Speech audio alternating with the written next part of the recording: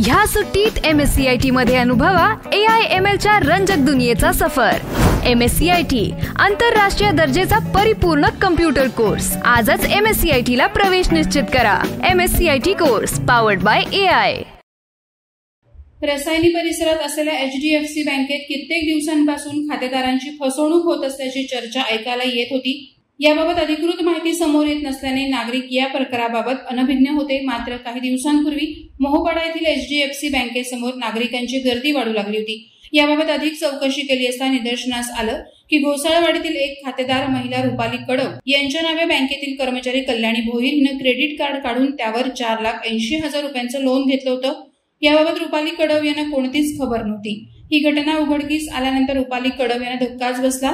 याबाबत कल्याणी भोईरकडे विचारपूस केली असता क्रेडिट कार्डच्या लोनचे पैसे मी देते असे ती रुपाली कडव यांना सांगू लागली। मात्र या घडामोडीत रुपाली कडव यांची 1.5 लाख रुपयांची एफडी तुटल्याने त्यांचं लाखो रुपयांचं नुकसान झालं आहे। माझं नाव रुपाली महेंद्र कडव, राहणार घोसाळवाडी। माझा खाता HDFC बँकेमध्ये होता। 7-8 वर्ष झाले।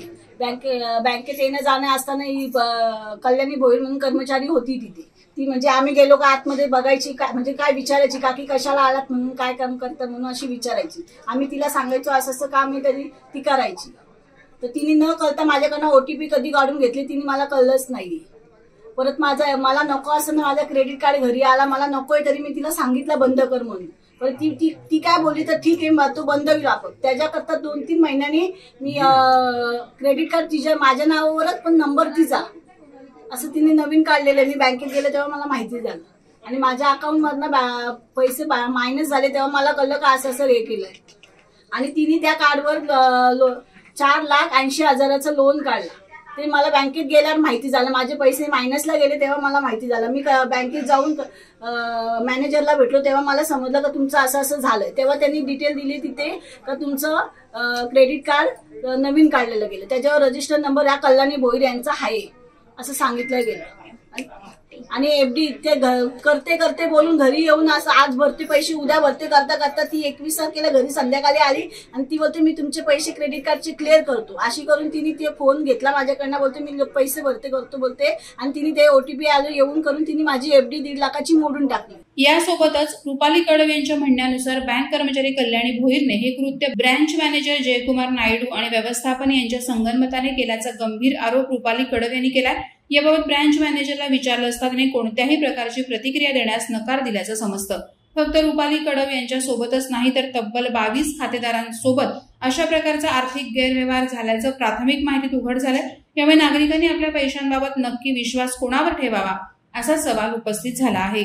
मी कल्याणी अशोक भोईर, राहणार न्यू पोसरी मोपाडा, HDFC बँक मध्ये गेले 8 वर्ष कार्यरत आहे। HDFC बँक मध्ये प्रेशर असल्यामुळे अॅन्युअल फीज असे कस्टमरला कुठलेही चार्जेस असतील आणि मी लोकल असल्यामुळे मला ते charges Jaykumar Naidu branch manager pressurise करून मला ते पैसे भरायला लावायचे। माझ्याकडे हे जे एव्हिडन्स आहेत, मी लोकांचे पैसे भरलेले माझ्याकडे पुरावे आहेत। मला केबिन मध्ये बोलून तू बाहेर जाके निपटाले असं कुठलाही ब्रांच मॅनेजर बोलत नाही आणि मी जेवढे कस्टमरचे पैसे भरलेले आहेत तेवढे माझ्याकडे रिसिप्ट्स आहेत। डॉक्टर नाईक असतील, जेवढे कस्टमर आहेत आता रिसेंटली केसेस झालेल्या तेवढ्या सगळ्यांचे माझ्याकडे एव्हिडन्स आहेत आणि मी एव्हिडन्स सकट बोलणार आहे। कुठलीही बँक पर्सनली पैसे भरा असं बोलत नाही। मी तिथे कार्यरत होती, याचा अर्थ असा नाही मी कस्टमरचे चार्जेस भरायचे आहेत।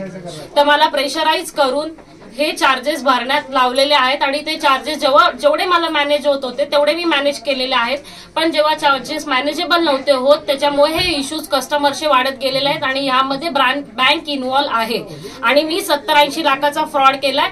तर ते 70-80 लाख माझ्या अकाउंटला किंवा माझ्या घरी किंवा माझ्या स्वतःजवळ ते 70-80 लाख रुपये हवेत किंवा ते तुम्ही शोधा 70-80 लाख रुपये कुठे आहेत। माझ्याकडे त्यातला एकही रुपया नाहीये आणि माझ्याकडे पण माझ्या खिशात स्वतःकडे एकही रुपया नाहीये। किंवा माझ्या घरच्यांचे अकाउंट चेक करा आणि माझ्या घरच्यांनी कुठे ठेवले ते चेक करा। याच्यासाठी मी घरची संपत्तीही गहाण ठेवले जेणेकरून लोकांचे पैसे पे आउट करायचे। एक इज्जत म्हणून लोकल असल्यामुळे आमच्या घरच्यांनी हे पैसे पे आउट केलेले आहेत। यामध्ये माझी काही इन्व्हॉल्वमेंट नाहीये, ह्याला सर्वस्वी बँक जबाबदार आहे।